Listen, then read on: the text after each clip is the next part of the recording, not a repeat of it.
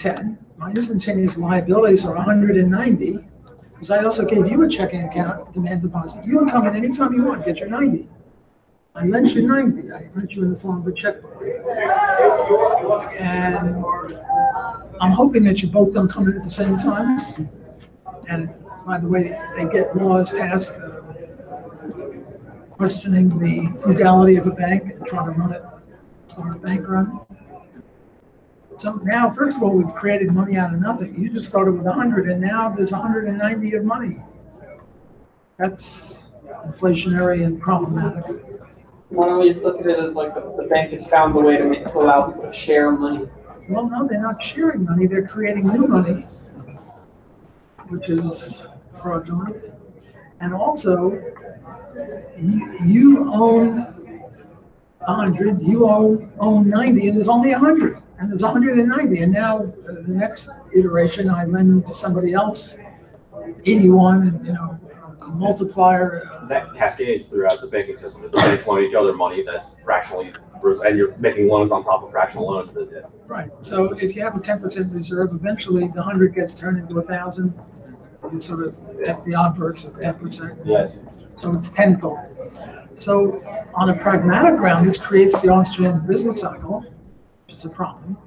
But on a deontological level, you have $1,000, 1,000% of this table. Who's going to get this table? When there's more than 100% ownership of it. So Murray Rothbard has written eloquently on this. Hans and I and Guido have written on this, and that would be my answer. That it's deontologically anti-libertarian. We should put them in jail for doing it. And also, it's pragmatically problematic. It creates the business cycle because we have more money. It pushes interest rates down. People invest in longer-term projects than would otherwise be proper with the higher interest rate. So it's a disaster. Now, there is such a thing as a fractional reserve parking lot, which is legitimate, or a fractional reserve airline reservation scheme. So I have a parking lot, and I have 500 spaces, and I rent out, I give tickets to 1,000 people. And I tell them, look, you're not guaranteed a spot. You're guaranteed to look for a spot. And if you find one, you can park. But the odds are you're not going to get one on Saturday night or something because, there are 1,000 people looking for it. And if everyone understands that, that's okay. Or I overbook. The airline overbooks because usually 10 or 15% don't show up. So I have a 100-seat plane, and I book 115. And now 102 people show up. So I make an announcement. I need two people that give up their tickets, and I'll give you, whatever. And if nobody shows up, I have to say, I'll give you more. And I have to keep going until I buy out at least 2 people. I say, look, I'll put you on the next flight. I'll give you a hotel room. I'll give you a meal. I'll be your best friend. Things like that. So that's legitimate. But there you don't have an overdetermination of property rights. You don't have 110% or 1,000% ownership. So that's legitimate, and we shouldn't confuse that with the other. So could you then, when we talk about ownership, talk a bit more about the difference between scarce goods and non-scarce goods, and specifically that there cannot be ownership in non-scarce goods? Well, now you're talking about intellectual property. And I am a Kinsellian. Yeah. Stefan Kinsella, I think, has done great work on this. Now, Murray was good on patents. I invent the bicycle. You independently invent the bicycle too, but you show up to the patent office 5 minutes later after me. I get 100%. You get zip. If you start making a bicycle, I sue you and I put you in jail or make you pay for it. And yet that was your creation. Kinsella makes the point that the reason we have property rights pragmatically is so we reduce conflict. Because, this is my pen, this is my shirt, those are your shoes, this is your computer. You want to get up in the morning and grab your shirt and pants and know that it's yours, and not somebody coming into your room and grabbing your clothing. So it's nice to know who owns what. for scarce goods. But ideas, I now invent 2 + 2 is 4. Aren't I smart? And I tell people, and now you use it. Did you take it away from me? No, I still have it. One girl puts her hair up in a ponytail, and another girl sees it and says, wow, that's good. I'll keep the hair out of my face. I'll look better, whatever. And now the first girl goes to the second girl and undoes her ponytail on the grounds that she stole the idea. But the first girl still has a ponytail. Another example is, if you put a log cabin with logs without notches, they sort of roll off each other. You got to use a lot of cement. But if you put a little notch in them and you pile them up like this, you hardly even need the cement because they're solid if the notches fit. So I do it and you see it, and then I burn your house down because you stole my idea. But the point is, I still have that idea. I still have my house. You have your house now with notches in the logs. So you don't really need property rights for non-scarce things. What about taking it to the typical argument of, well, maybe you want to sell the idea of a notched log cabin and a pharmaceutical drug, and if you knew you didn't have the intellectual property on it, you wouldn't develop it. Well, this is a pragmatic issue. Namely, would we have more or less intellectual development with protection for property rights or not? Say, we're still on patents. And my view is that it's a horse race. It's an empirical issue. You just don't know. At the beginning, supply curves slope upward. The more you offer somebody for creating a new computer program or a song or a drug or whatever, the more you're going to get. So I think at the beginning of the patent system, you'll get more. Notice this is a pragmatic utilitarian issue. It's not deontological, right? But after a while, when the patent system keeps going, now, instead of just inventing something, you have to go circuitously around all the other patents. And people make patents for the point of not creating anything, but suing you if you make something that is vaguely reminiscent of their patent. And now you get a lot of very intelligent lawyers and a lot of very intelligent chemists and engineers and scientists. Instead of being in the lab inventing stuff, they're in the courtroom saying, no, your patent is too close to mine. And the defense attorney says, no, it's this far away, so it's okay. So after a while, I think that the patent system will have less invention. Now, I do have a view that deontology and utilitarianism are the same, not the same, but lead in the same direction, because it's a criticism of libertarianism and say, well, you might be pure, but we'll all starve, or something like that. Now, there is a case. The Martians now say that unless we kill the next person that comes into this room, they're going to blow up the whole planet. Now you can see a divergence between rights, namely, we have no right to kill them, and human flourishing, because the Martians are super duper, we can't bargain with them, we can't conquer them, they're just super duper. So my answer to that one is, well, we need one of us to be a hero and kill that guy. And then we'll have a ticker tape parade for you in your honor because you saved the world, and then we'll execute you. If you're going to be a hero, you've got to be a real hero. It's easy to just kill the guy, but But now what the Martians do is they send out a new message. If you do that, then we'll blow up the world. And now I don't see my way clear to any solution, any way to, have our cake and eat it too? Any way to save humanity and adhere to libertarianism? But notice how weird you have to get. You have to get Martians who are going to threaten you that if you adhere to libertarianism, we'll blow up the world. Well, okay, but that's a bit harsh. The poor libertarian, what can we do?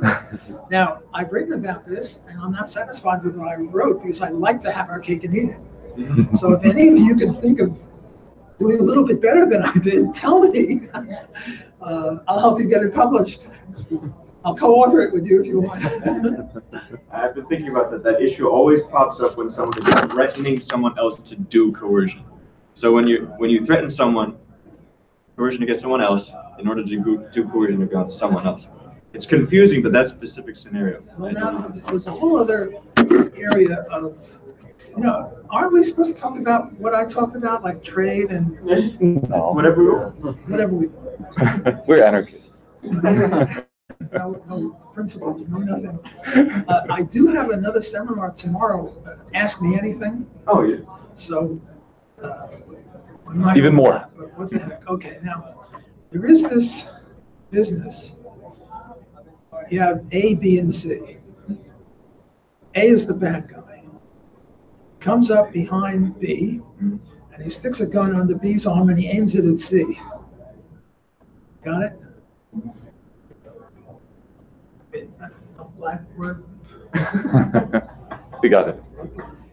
A is the bad guy. He stands behind B, and B is a big, heavy guy. So if C shoots, the only way C can save his life is to shoot A. But A is hiding behind B. The only way that C can get A is to go right through B, the innocent person. And they all have a gun. And what would be nice is if B just turns around and shoots A, but for some reason he can't do that. You have to work with B. So now comes the question, well, B and C, only one of them can live. Because A is going to shoot C past B, and the only way, and B has a gun. He just can't turn around and shoot A, but he can shoot C. And C can shoot, now C would love not to hit B, but to hit A. But he can't get to A unless he hits B. So now, I've written an article on this too, so if you're interested, email me and I'll send it to you and maybe we can do better on this. So now comes the question, well, who has the right to shoot? And I concocted this theory out of the thin air. And the thin air, you know what positive homesteading is? Positive homesteading is the first one who mixes his labor with the land, gets to own. Negative homesteading is the first one who homesteads the misery has got to keep the misery to himself. So for example, if there's a lightning that comes down and I have a wristwatch and I can deflect it onto you, I shouldn't. I got to keep it. The lightning's going to hit me, and the only way to save my life is to deflect the lightning onto you so you die. My claim is that that's wrong. I should grin and bear it, man up, whatever, because I homesteaded the misery first. So who homesteaded the misery first here? B or C? B. Because I'm the bad guy. I grabbed B and I started aiming a gun at C. So B, I kidnapped B. And now I'm going to start shooting C. So my claim is that justice, well, justice obviously consists of shooting B. That goes without saying. But between B and C, justice consists of C shooting B. But is that although that you're saving C's life? So the one that is trying to defend the person and shoots C, he is saving the life of B. So although that he is, aggressing him. There's only A, B, and C. Mm-hmm. B. B is the one who was kidnapped by A. Exactly. And is the shield. Okay, so C is aggressing against B, but only in order to save him. Is this not morally righteous? Sorry, I'm not following. Say it again. So the person that is defending. We have Alfred, Bob, and Charlie.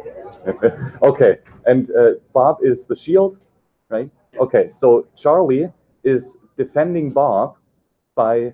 Defending Bob? He's shooting Bob.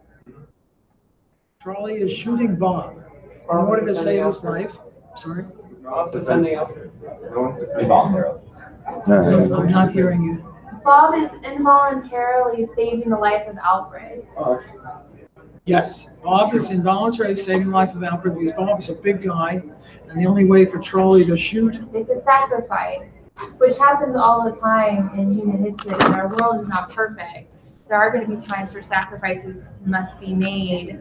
I'm not going to say for the greater good because that's whole, whatever. But we're going to find ourselves in imperfect situations, and it is hard to reason logically what is best in such a horrible situation, but unfortunately we do find ourselves in those situations, and we have to use our best judgment to the best of our ability to navigate those situations. And I think that's really just what it boils down to. There are so many things that are unknowable and so many things that you just can't calculate. Well, I think this one is knowable, and I've calculated, and I've said. But you said you weren't sure it was right. I'm not sure anything I ever do is right. Right. I do my best, and Bob's got to go. Look, take the Palestinians and the Israelis. What the Palestinians do is they have their launch things for their rockets right in the middle of a school or a hospital. So in effect, they're using the school or the hospital as a shield, because the only way the Israelis can shoot them back is to kill innocent hospital or school children. So should the Israelis shoot or not? And I say yes, they should shoot, because the school children are Bob. They're the ones that inherited the misery first. They were in effect kidnapped by the Hamas. And now I'm not taking a stand on who's right, Israel or Palestine, different issue. It's just that if you shoot behind a shield, tough on the shield. Yeah. Now I think it's just, in these cases of survival, it's really hard to justify what is ethical, because it is, in fact, survival. Just because it's survival doesn't mean you can't have a theory. Well, of course. No, I'm not debating that. I'm just noting the fact that it can be really difficult to... People don't open up your textbook to figure out the ethical... No, this is very difficult. Now, Murray has another one when a ship capsizes and there's only one lifeboat and it can only hold one person. Who gets it? The owner of the boat. Or his assigns, whoever he says, if he's around. Or if there's no one there, the first one to get it. Homestead. Now there's another one. Instead of the shield, it's a missile. So Alfred takes Bob and throws him at Charlie. Don't ask. Alfred's a bad guy. He picks up Bob. Alfred is very strong. He picks up Bob and throws him at Charlie. Again, everyone has a gun. Unfortunately, Bob can't turn around and shoot Alfred. Obviate that. And now the question, and if they clash, both will die. So now Bob and Charlie have got a problem. And again, who should shoot who? The only way to stop the clash is to shoot the guy. Once he shoots him, he's out. And again, in my view, Bob is the first inheritor of the misery, and it's tough on Bob. So Charlie should shoot Bob, and Bob should not shoot Charlie. Now I realize this is a tough issue because, as you say, lives are at stake and they're all innocent. Another one is innocent stowaways. You guys drugged me because I'm a lousy lecturer, so you drugged me, and you stick me on some guy's boat, and now we're 200 miles out. I can only swim a mile. And the guy says, leave. I'm an innocent trespasser. I'm innocent, but it's his boat. Which is very similar to the abortion issue. Because there you have an innocent trespasser, the baby. Take the case of rape. Baby's innocent. Baby didn't do anything. But the baby is in the mother's property, and it's the mother's property. So I claim that the mother has a right to evict or eject, but not to kill. So if I'm on the boat, you have no right to shoot me. You have a right to say, get off my boat or I'll shoot you. Or just push me off the boat or get me off the boat. But you have no right to shoot me. I say, don't shoot, I'll try to swim. So if you shoot me... Don't forget the group photo. I'm sorry? 2 minutes group photo. Oh, wow. 2 minutes for the group photo. Well... No, in 2 minutes is the group photo. Oh, so we have 2 more minutes. One last question? Somebody else? I had a real quick question because you mentioned trade. So Trade, yes. One thing I read about, I don't know too much about it, but I was wondering if you could speak on it. So supposedly Adam Smith had something called the real bills doctrine, and it's been between various schools of economics. They have like different thoughts on it. I found out that there's something called like the New School of Austrian Economics, and they believe that you should have a gold standard, like gold standard and real bills can coexist. My answer is saved by the, not the bill, saved by the bell. I'm not up on that stuff. Okay. So I'm sitting by the bell. All right. Stuff. All right. Thank you. Thank you very much. Thank you.